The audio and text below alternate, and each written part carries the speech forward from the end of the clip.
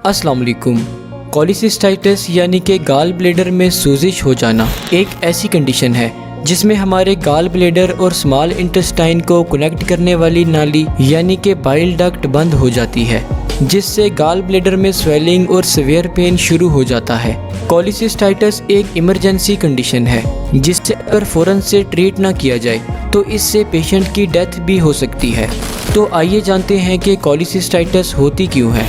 कॉलिसिस्टाइटिस हमारी bile duct block हो जाने से होती है, जिसकी अहम वजूहात में बाइल डक्ट में गाल स्टोन्स का फंस जाना या ट्यूमर ग्रोथ हो जाना शामिल हैं।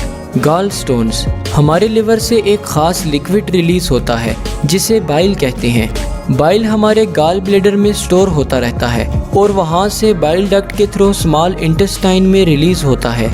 बाइल फूड में मौजूद फैट्स को डिग्रेड करने का काम करता है, जबकि बाइल में मौजूद कोलेस्ट्रॉल और बिलीरुबिन गाल स्टोन्स की वजह से बन सकते हैं।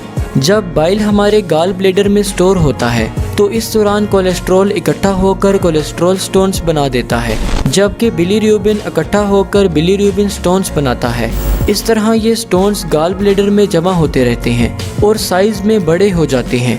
अगर कभी ये स्टोन्स बाइल के साथ बाइल डक्ट में आ जाएं, तो बाइल डक्ट को ब्लॉक कर देते हैं, जिससे गाल ब्लेडर पर प्रेशर पड़ता है और वो स्वेल होने लग जाता है और सीवियर पेन की वजह बनता है। क्योंकि बाइल हमारी बॉडी में मौजूद फैट्स को डिग्रेड करता है, इसलिए ऐसे लोग जिन्हें डायबिटीज़ हो या फिर वो मोटापे का शिकार हों तो उनमें फैट्स ज़्यादा होते हैं, जिससे बाइल की प्रोडक्शन भी ज़्यादा होती है, जो गाल ब्लेडर में गाल स्टोन्स की वजह बनती है। गाल स्टोन्स के अलावा अगर हमारी बाइल डक्ट में किसी अननोन रीजन से ट्यूमर ग्रोथ हो जाए तो इससे भी बाइल डक्ट ब्लॉक हो जाती है, जो कॉलिसिस्टाइटिस की वजह बनती है।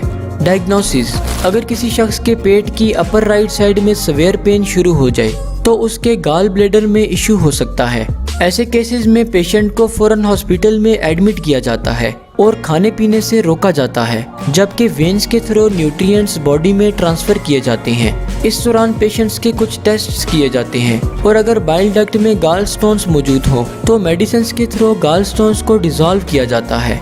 कुछ केसेस में अगर मेडिसिन से गाल स्टोन्स डिसॉल्व ना हो तो पेशेंट्स को गाल ब्लेडर सर्जरी यानी कि कॉलिसिस्टेक्टोमी सजेस्ट की जाती है।